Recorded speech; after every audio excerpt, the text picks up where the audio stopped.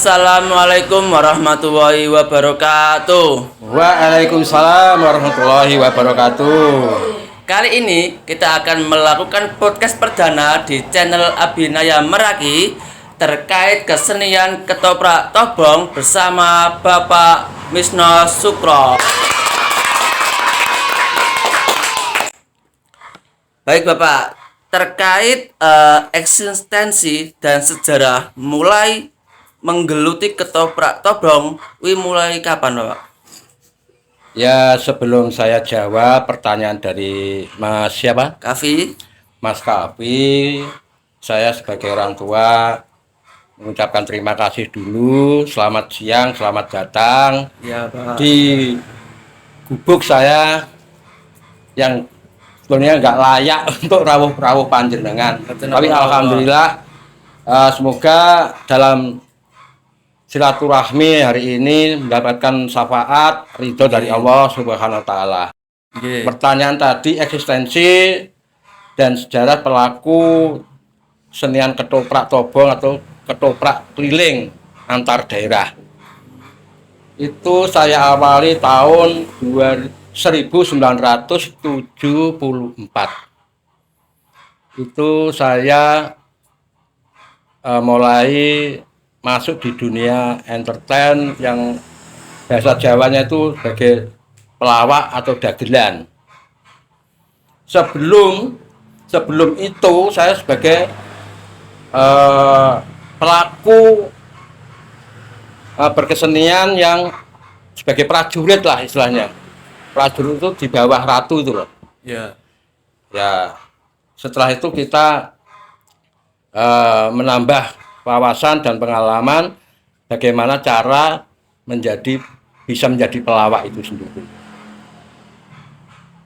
Ternyata waktu itu ada peluang yang baik di tahun 1978. Itu awal-awal saya mulai masuk di dunia entertain pelawak itu sendiri. Dan untuk menjadi pelawak itu sendiri tidak mudah, berat mas tantangannya. Karena kita harus punya wawasan yang di atas rata-rata yang menonton. Masalah ketoprak tobong itu singkatan mas. Ketoprak tobong itu adalah kepanjangannya ditoto dan bungkar. Jadi habis main di desa mana gitu ya, itu kan maksimal izin pentas di daerah itu, di desa itu 3 bulan. Kalau rame bisa tambah, kalau sepi ya 3 bulan itu maksimal. Justru nggak sampai 3 bulan sudah pindah tempat lagi. Suka dukanya sebagai seniman ketoprak tobong atau ketoprak keliling antar desa, antar kecamatan itu banyak mas. Karena apa? SDM dari pemain itu sendiri terbatas. Berbeda-beda Mas ya. Berbeda-beda. Ada yang punya lulusan, ada yang nggak punya pendidikan sama sekali, itu ada. Namun demikian, sebagai seniman, dia bertanggung jawab untuk berkesenian bagaimana seni ketoprak tobong itu bisa lestari, kalau bisa dikatakan bisa abadi. Untuk mempertahankan itu sendiri memerlukan apa ya? Dana. Karena pemain-pemain itu juga membutuhkan anggaran untuk kehidupan sehari-hari. Satu minggu itu yang paling ramai kan Sabtu malam minggunya. Hariannya itu kalau katakan saja kita menata tempat duduk penonton itu 100 kursi. Kalau harian hanya 30, 40, paling banter itu 50 penonton. Kalau malam minggu, kalau nggak hujan tuh bisa full 100 kursi itu bisa penuh. Malah ada kelebihan tempat yang free itu untuk berdiri, dan harga karcis antara pakai kelas-kelasan mas, VIP A1, A2, B sampai D. Setelah itu semuanya nggak pakai kursi, berdiri. Itu juga harganya lebih murah lagi. Kisaran berapa harganya itu? Kalau dulu itu murah banget mas. Kalau VIP kalau dulu itu 5.000 sudah VIP. Ya, itu ketoprak Tobong itu rame-ramenya di bawah tahun 1900-an.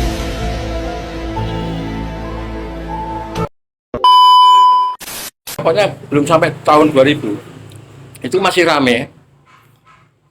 Setelah mau menginjak tahun 2000 itu ketoprak mulai surut penontonnya, penggemarnya sudah mulai berkurang. Kalau tahun 70 ke atas itu penontonnya itu enggak memandang usia mas, dari kaula muda, anak-anak, orang tua itu semua seneng nonton.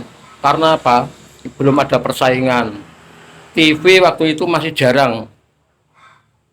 Kalau ada TV ya hitam putih. Hitam putih. Tapi kata orang-orang dulu itu, orang-orang kuno itu, nonton di TV itu kurang marem gitu.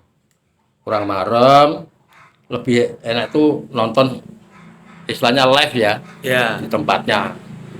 Sekaligus mencari teman, mencari pacar di situ. Dari judul itu tidak. Bisa, karena malam minggu tuh mayoritas anak-anak muda tuh seneng.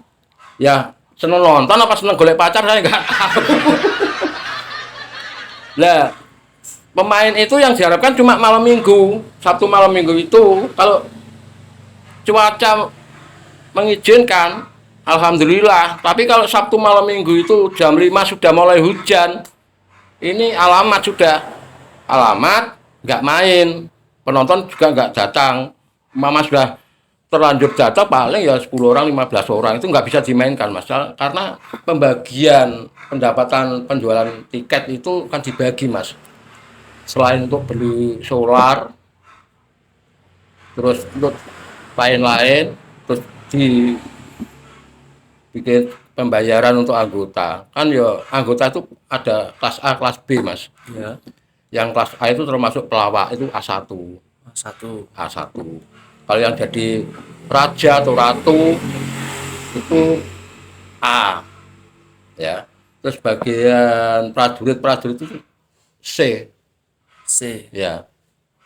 C. Jadi sangat minim. Makanya kalau jadi prajurit nggak punya ide untuk mengembangkan gaya kreatifnya di bidang seni, ya selamanya tetap prajurit. Sudah stuck di situ aja. Iya, stagnan di situ, nggak bisa menaikkan istilahnya gaji. Mungkin untuk selanjutnya yaitu mengapa motif Bapak melestarikan ketoprak Tobong di era modern seperti ini? Itu tantangan mas bagi saya. Karena saya belajar dari umur 9 tahun menginjak 10 tahun sudah belajar. Pertama-tama saya mengenal, mencintai, ya. Baru ikut di dalam dunia seni ketoprak. Waktu itu saya juga bisa main ludruk.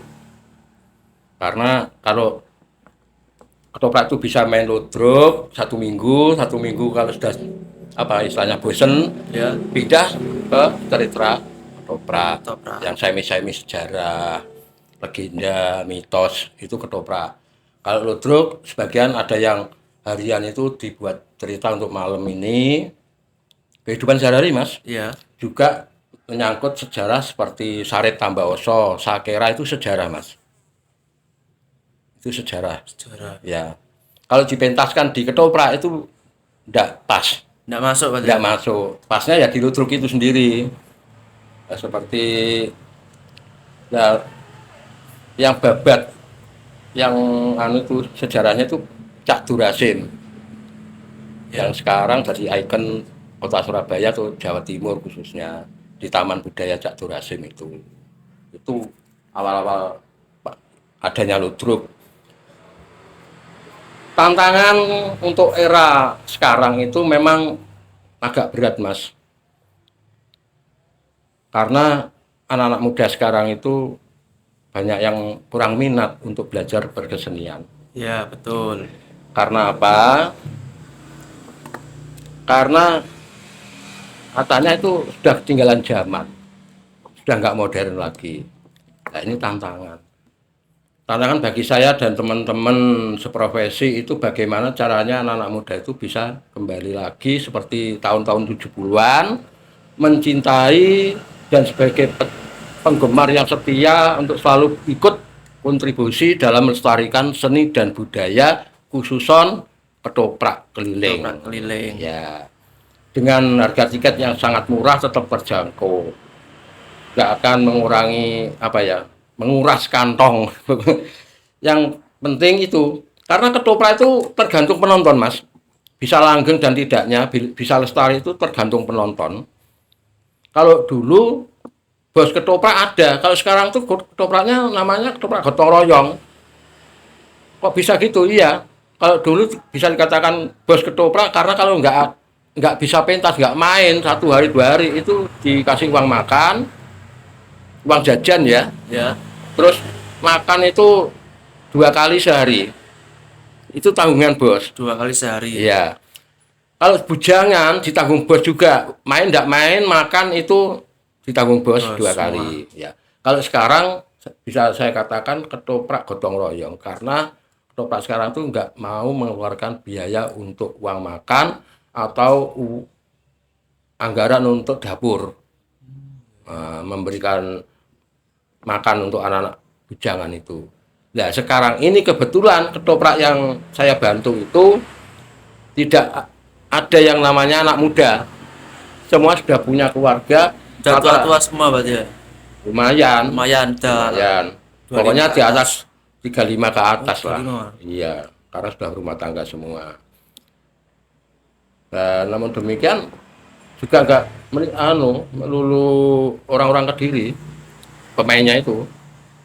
Ada yang dari Ngawi, ada ya dari Madiun, Bojonegoro, Tuban, Malang, ada. Malang. Nah, itulah kehebatan orang-orang Tobong itu, walaupun lain daerah, namun demikian bisa rukun, kompak, walaupun tahu honor daripada ketoprak itu sendiri sangat minus. Sangat minus Ya. sekali. Ya.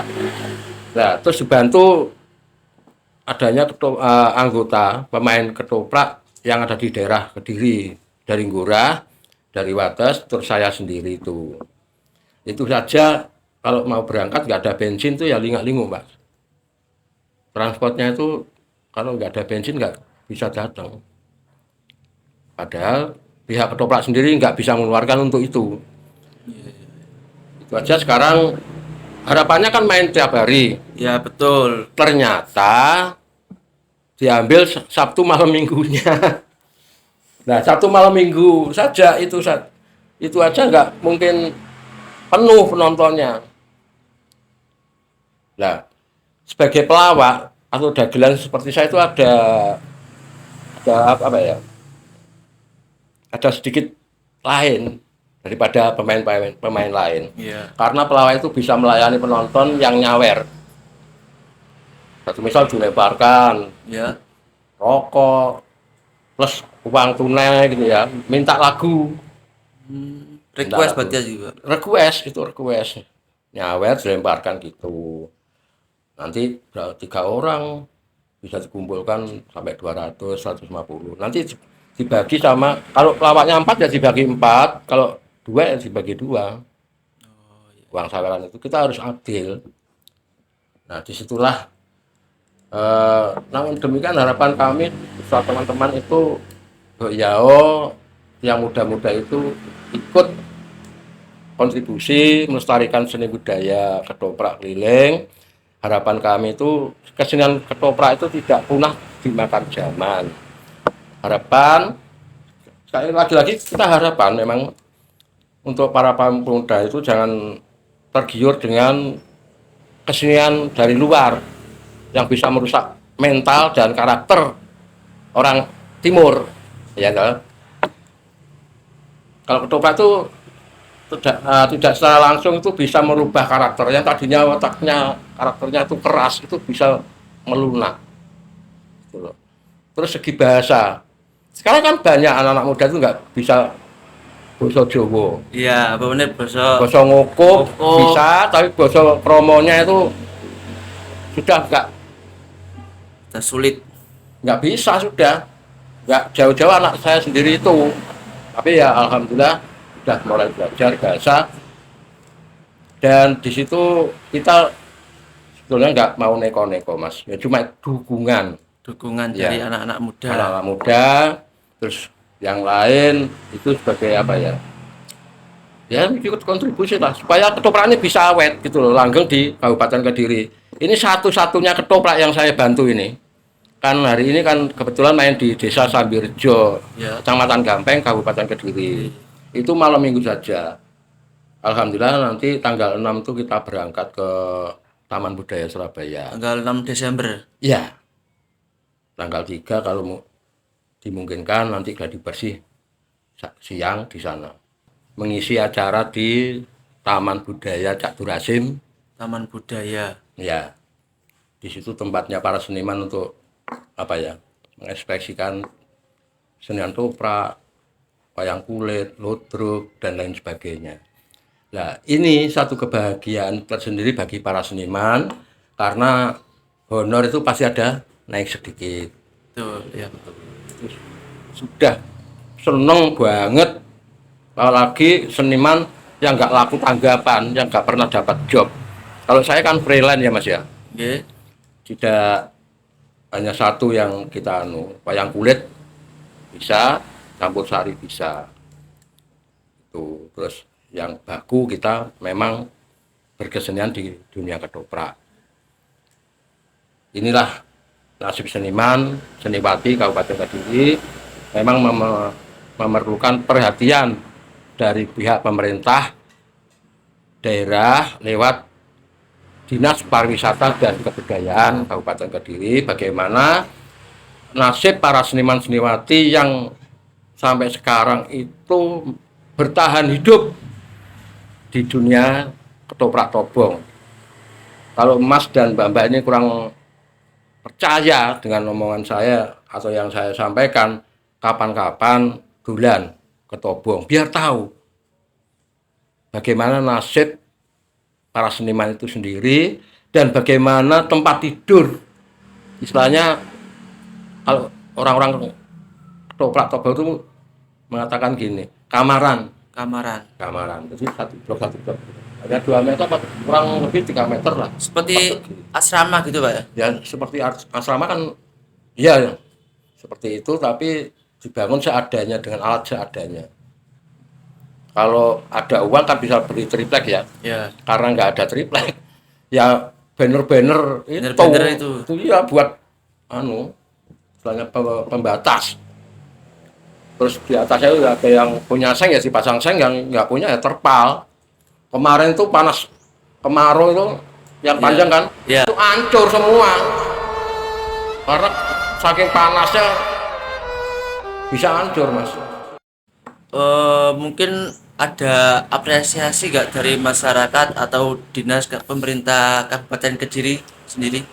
Apresiasi dari masyarakat sekarang masih ada, Ya. tapi ya itu sama dengan pemainnya, usianya itu Jadi masyarakat juga 40 ke sesama atas, iya.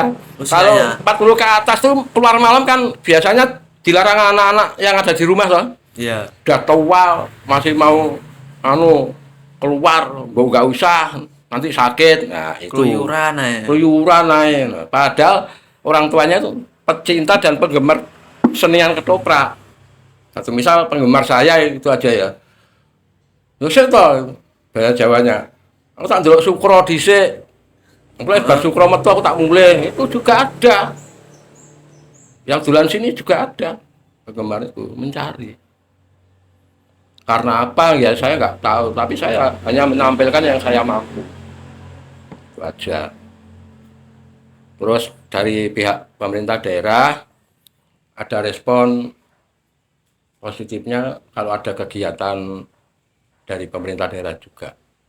Satu misal hari jadi, Tahunan berarti itu. ya, Tahunan. ya acara tahunan kebanyakan gitu, acara tahunan. Selain itu ya kita tahulah birokrasi ya. Ya. Anggaran kan pengajuannya sekarang turunnya tahun depan atau bulan depan itu baru turun. Baru turun. Ya, anggaran itu sendiri kan nanti nggak hanya satu pertunjukan, nggak hanya ketoprak saja, itu bisa dibuat. Namanya sekian miliar untuk wayang kulit di beberapa tempat kecamatan yang bisa ditempati atau pihak kecamatan yang minta ditempatkan di desa mana itu wayang kulit. Terus campur sari, terus dangdut bisa, terus kuda lumping, jaranan. Nah, mayoritas yang di Kabupaten Kediri itu jaranan, Jaranan. tapi nggak boleh main malam kan, mainnya siang. Siang. Terus ketoprak itu hanya satu, itu aja nggak bisa terus-terusan 1 bulan itu keliling, nggak bisa. Ya karena anggaran itu kan dibagi mas, seluruh Kabupaten Kediri. Di seluruh kesenian Kabupaten Kediri Iya, yang ada loh ya. yang ada. Itu waktu apa ya? Ya program pemerintahan saya singgol. Saya pribadi tanpa komunikasi dengan siapapun. Itu spontanitas saya. Oh ya dibikinkan dari pihak pemerintah daerah itu dibikinkan gedung permanen untuk berkesenian. Kesenian. Nah, nanti gedung kesenian itu bisa diisi apapun bergiliran. Jadi wayang kulit, jemblung, jaranan, ketoprak, lodrok bisa tampil di situ. Semua bisa berarti ya. Semua bisa, tapi dibagi mas waktunya, ya kan? Ya. Minggu pagi, mamanya di tempat pariwisata, Ya. nah, diisi bulan apa? Ya paling enggak ya memang memerlukan anggaran mas. Tapi kan nggak full anggarannya, hanya ganti uang bensin aja, nggak apa-apa itu sudah seneng seniman, itu loh. Sudah seneng, nggak usah amplop penuh, nggak usah. Ya. Pokoknya ada bensin, ada uang apa, makan nasi bungkus itu ada. Orang ketoprak itu nerimo kok mas, Nerimo. nggak ngel-ngel kok. Ya itu aja sementara mas, suka duka dan respon dari pemerintah daerah dan para pecinta atau penonton yang saya bisa jawab itu saja, karena mengharapkan yang lebih itu kemungkinan sekarang itu berat, Berat. harus pelan-pelan. Makanya anak-anak yang ada di Tobong selalu saya memberi apa ya, semangat. Penonton ada nggak ada, kita harus semangat, kita harus tanggung jawab sebagai seniman. Nah, itu untuk prestasi atau pengalaman selama menggeluti ketoprak Tobong itu gimana, Pak?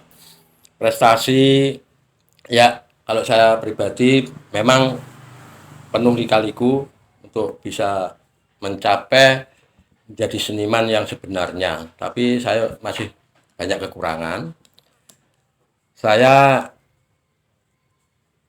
di dunia pelawak atau entertain sebagai freelance itu mulai tahun 1982 itu sudah apa ya, kerjasama dengan instansi pemerintahan. Waktu itu masih Departemen Penerangan. Departemen Penerangan. Ya, yang sekarang itu Infocom, terus ganti lagi Kominfo. Nggih. Itu dulu. Jadi malah bukan pariwisata, malah Departemen Penerangan. Departemen. Karena waktu itu Departemen Penerangan itu sangat-sangat apa ya, positif untuk keliling daerah sekabupaten Kediri, setiap kecamatan dan desa. Itu istilahnya apa, pertura, pertunjukan rakyat. Nah, waktu saya awal-awal itu tahun 82 itu kan saya sebagai duta mewakili Kabupaten Kediri ke Surabaya. Ke Surabaya itu. Lomba lawak se-Jawa Timur atau kesenian Jawa Timur. Ya jenis apapun itu saya nomor 2 se-Jawa Timur.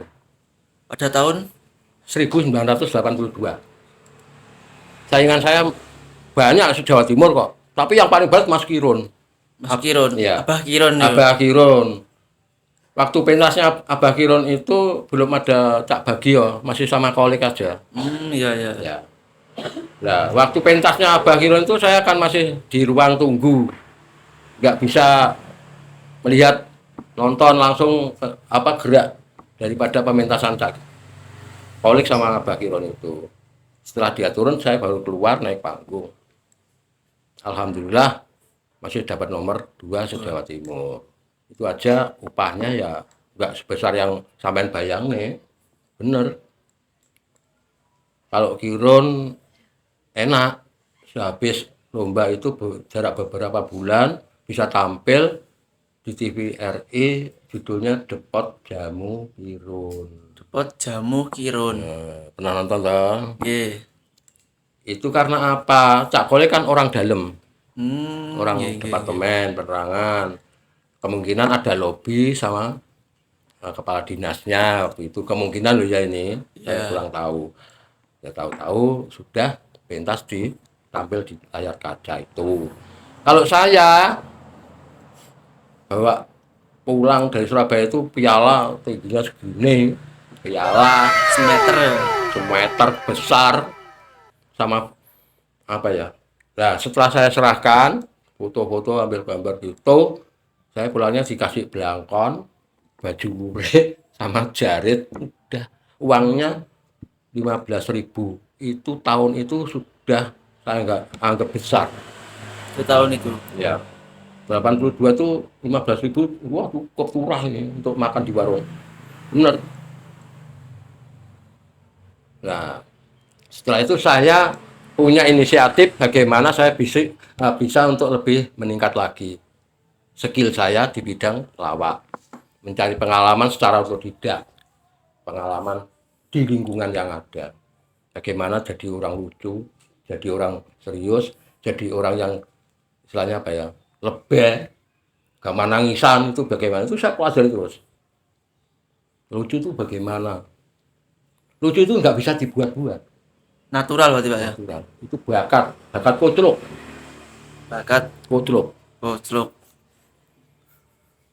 Kalau nggak kotrok nggak bisa. Kalau nggak cocok nggak tanggapan Pak ya. Iya, karena kalau orang ketoprak belajar kudu ngedan. Kepingin edan tenan mlebu pasar. Nah, mlebu pasar ae. Gak usah pulang, udah edan udah. Ayo. Nggak bisa dibuat-buat, nggak bisa. Saya itu otodidak semua.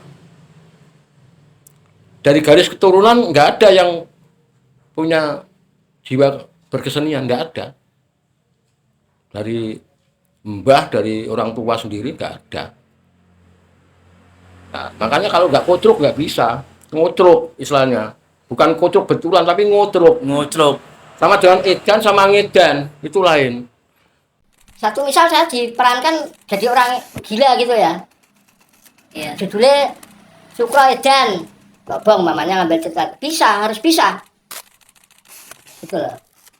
Satu misal jadi orang desa yang melas kayak kemarin itu. Harus bisa. Harus bisa meneteskan air mata secara natural tanpa dipaksakan. Tanpa direkayasa. Kalau antagonis, harus bisa antagonis. Ya, serius. Kita harus makan pete yang banyak biar tensinya dulu. Ngamuk-ngamuk tenanan. Ngamuk tenan, terus kan dari duit sih rezeki. Jotos ya, itu Dari segi pengalaman, sebagai pemain ditempatkan dimanapun kita harus siap. Tapi ya kebanyakan nggak gitu mas, karena punya orang seniman tuh ya punya wadah masing-masing kan, punya kelebihan masing-masing dan kekurangan masing-masing. Terus pengalaman saya di dunia lawak, mulai dari ikut mengisi acara pagelaran wayang kulit, itu belum ada pelawak yang naik di dunia wayang kulit. Ikut dalam itu saya sudah mulai sendiri. Cak bak terus Cak Kole itu sudah nggak berani. Bagio itu orang undang toh, terkenal toh, nggak berani pentas sendiri. Nggak berani. Saya orang 3 Pak ya. Iya, saya sendiri bisa. Berarti itu spontan aja ya, Pak? Spontan aja, apa yang kita lihat. Karena otak kita sudah gak waras gitu loh. Ya gitu tadi, yang edan itu. Apa yang dilihat bisa jadi bahan. Kalau pakai naskah itu terbatas. Habis yang ditulis, udah. Bis bikin lagi lama. Iya kan? Ya. Tapi spontanitas langsung berkembang kemana-mana bisa. Tuh, bakal tinggal nguyuh sih. Apa? Tidak ada urusan. Tapi yang penting kita harus konsisten dengan bidangnya, gitu Ya. loh, tanggung jawab. Terus setelah itu elektron tunggal, manggil, campur sari. Nah, campur sari itu saya tuh MC plus guyonan. Kalau saya dibikin serius, udah nggak pas.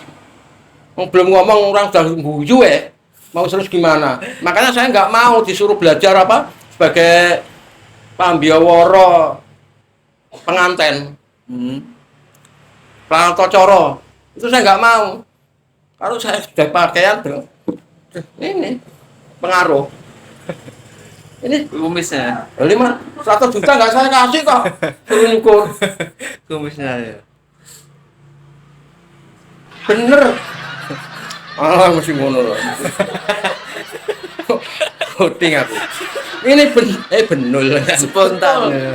Itu ditawar 500 juta. Enggak, saya kasih. Identitas abadi ini. Itu loh.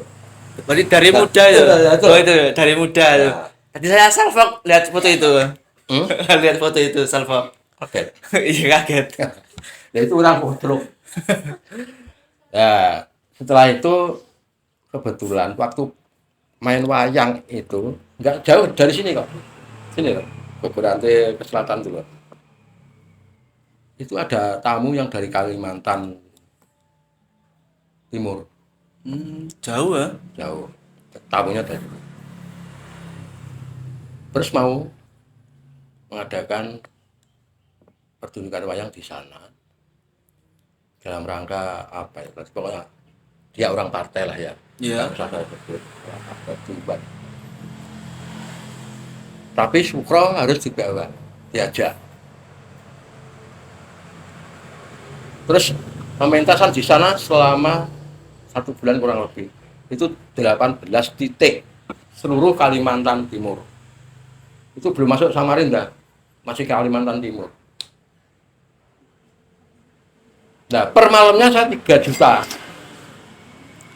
Per malamnya 3 juta. 3 juta kali 18 titik. Makan, akomodasi, pesawat, PP sudah sana. Di sana. Kalau urusan dalang sudah, tapi saya nggak tahu. Tapi saya kan yang ngajak kan dalang. Iya. Nah, ternyata di sana itu tahu 3 jutanya tuh malah di sana. Kalau dalang itu memberi job saya tuh 1 malamnya 300. 300. Karena saya ingin mengembangkan bakat saya, mengembangkan istilahnya di dunia seni saya, ya udahlah cari pengalaman, nambah-nambah ilmu ya. Sana saya ikut, udah mau aja 300 ya. Di sini kan berat waktu itu. Iya. Mencari bayaran 300.000 peyuh ngeden. Angel. Wah, ribet Mas, ribet. Nyanyangan kayak nyanyangan lombok terong ya. Ya udah, berangkat. Nah tiketnya, sudah ditanggung sana panitia, oke. 18 titik ditempatkan di base camp. Nah, waktu beberapa pementasan wayang kulit itu, ada pihak panitia itu menemui saya di belakang tanpa sepengetahuan yang lain. Pak Sura sama Pak Dalam dikasih berapa? Ya, jajan Pak. Saya takutnya dikurangi malah. Takutnya malah dikurangi. Ya, dikasih berapa Pak Sura? 300 kemarin Pak. Itu sudah janjian deal sama Pak Dalam.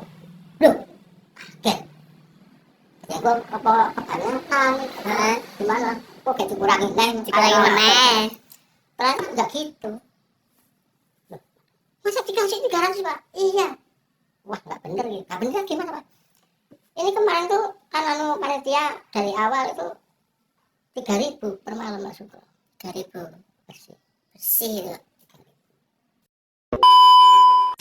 Nah, setelah itu oke lah, memang sudah perjanjian 300 kali 18 titik itu.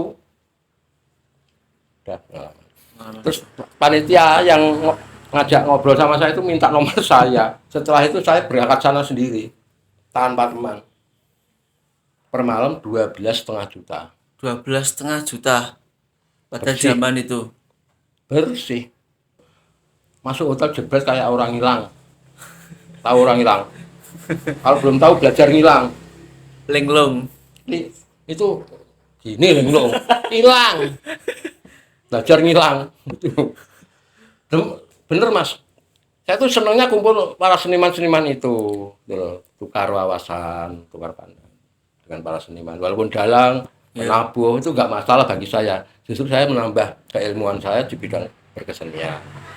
Jadi saya kalau seluruh Kediri sudah kenal semua sama Pak Supro, Supro. ya, kota maupun kabupaten. Pokoknya orang lama loh ya. Kalau generasi 2000 ke atas ya masih ada lah, masih banyak. Untuk selanjutnya yaitu bagaimana sih meregenerasi untuk ketoprak tobong ke generasi muda milenial sekarang? Untuk regenerasi seniman menjadi seni yang handal itu harus diawali itu tadi pembinaan dari Dinas Pariwisata, Dinas Pendidikan. Kalau dulu kan ada ya di sekolah-sekolah itu di tempat belajar itu ada kurikulum berkesenian. Diawali dari situ. Belajar nabuh gamelan, Iya. belajar sinden, wayangan.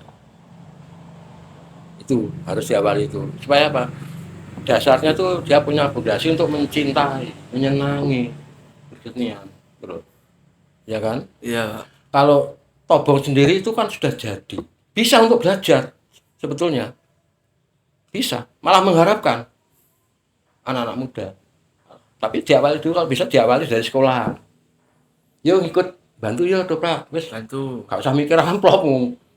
Tapi ragu-ragunya gak usah rias, terus pakai pakaian apa, itu ada.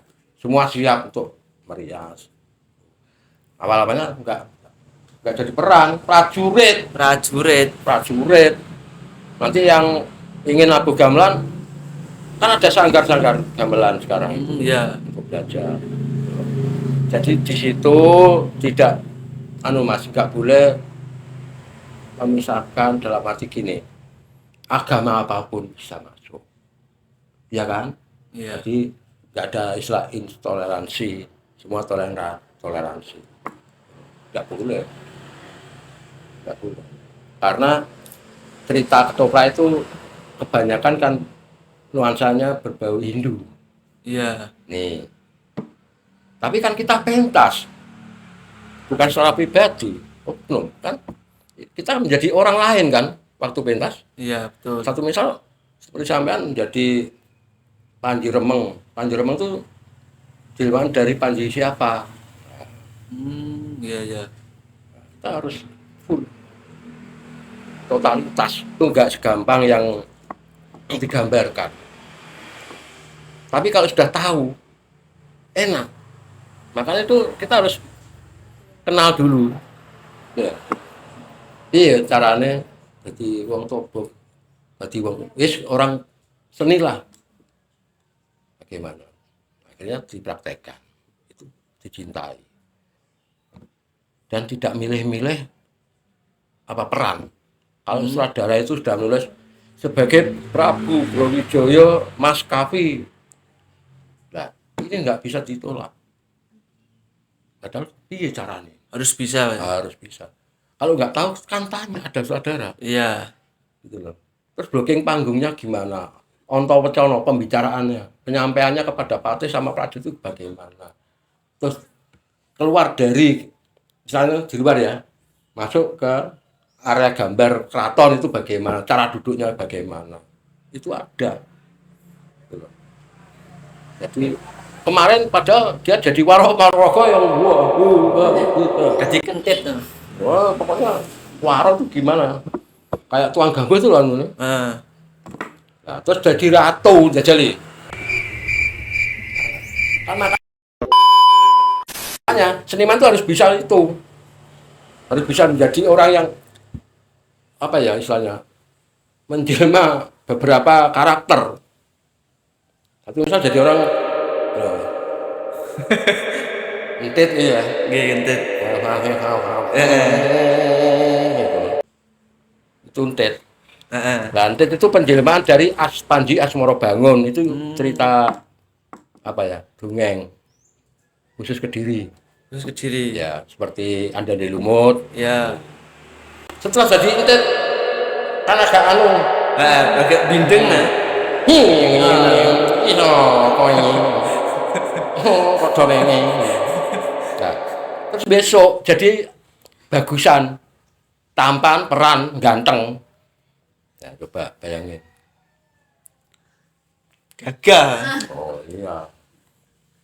Makanya jadi seniman tuh enggak harus sudah gak dagel, enggak perjulit, enggak malah goblok. Malah goblok. Justru dia harus punya keinginan.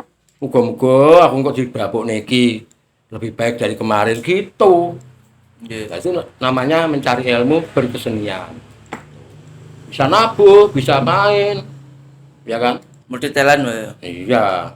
Kalau saya itu alhamdulillah ora ketang sithik. Bisa nabuh. Pipine buke atau wabuke. Baik Sobat Abinaya Meraki, itu tadi penjelasan mengenai kesenian ketoprak tobong yang ada di Kediri dari Bapak Sukro selaku pelestari seni budaya tradisional ketoprak tobong yang ada di Kediri.